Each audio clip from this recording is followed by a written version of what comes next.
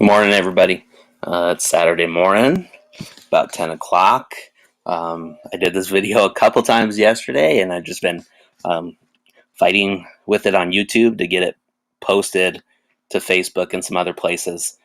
So if you are watching this live, again, it's just me showing parents how they need to log into their PowerSchool accounts and designate their preference for the school year, and also updating some of the beginning of school paperwork that we'll need to have taken care of before school begins. So I have gone to powerschool.billingschools.org/public. You can also access that through the billingschools.org website by clicking on the Parents tab, and there should be a link there for PowerSchool portal.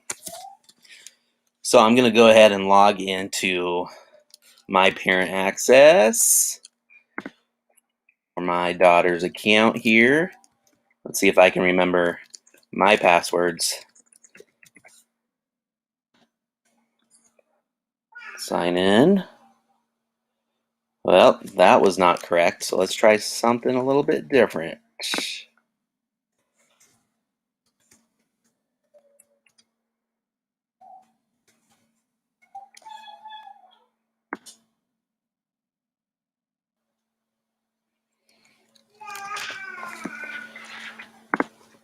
We may be in trouble here if I can't remember the correct password. You may hear some noise, some background noise here on this Saturday, as I have one of my 1-year-olds joining me here as I'm recording this. Just bear with me here a second and we'll figure out this password.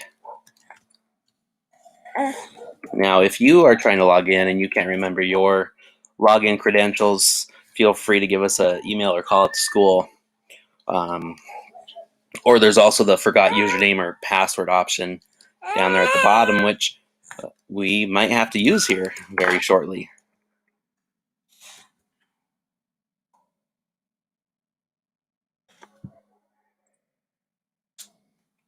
Hopefully I don't lock myself out. That would be embarrassing, having to call down to the district office as a parent.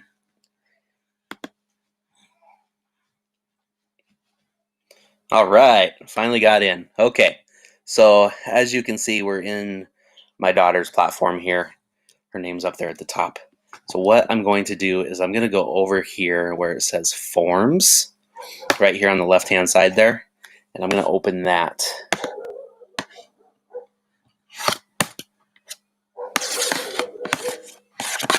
And once I open that, up at the top here, we've got General Forms. That's where we want to be. The first form you're going to see there is the 2020-2021 Annual District Policies and Permissions Sign-Off. So in the past, during the first week of school, you would receive a big packet of paperwork to go through.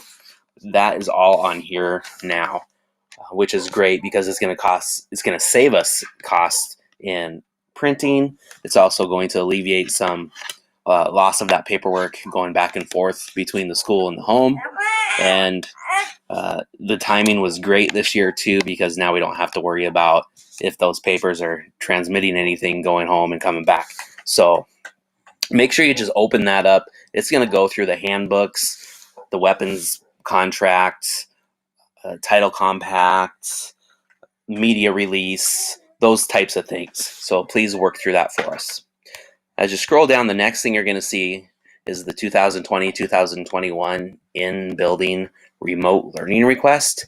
Now that is where we want to open the form to designate our choice for where our kids are going to learn from, whether it's going to be the remote learning from home or they're going to come back to school and learn from the classroom. All right, so we're going to open that.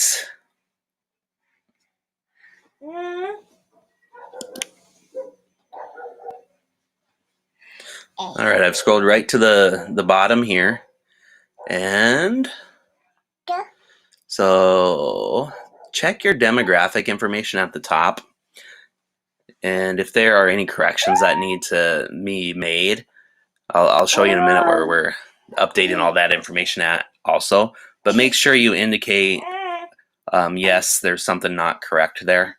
just so that we know. And then, so all my information was correct, so I selected no. There aren't any corrections to make. And then for my daughter, I'm going to send her back to school.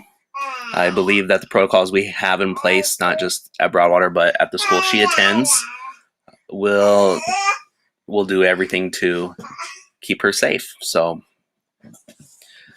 she's going to return to the classroom. I don't have any other concerns with sending her to the school. If I was going to choose remote learning, like some of you may, then we would like you to put a little bit of information in there on why that is, especially if there's some kind of chronic medical condition. That just helps us understand why you're choosing that choice. I'm going to consent to my electronic signature by just typing my name in there. The date was already there. That's from yesterday. That's when I did this form. And as you can see down here, the form can only be submitted once. So if you do submit the form and then you change your mind later on, feel free to just reach out to us or down the district office, and we'll see what we can do to remedy that.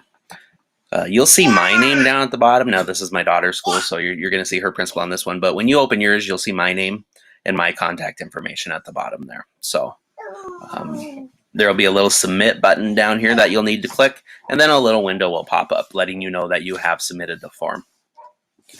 And that is all you need to take care of there. So if we go back to the top, you see up here where we have the form that we're on. You can toggle through the forms to make sure you have everything updated. So I'm going to toggle to this one right here, which is the contacts and demographics update.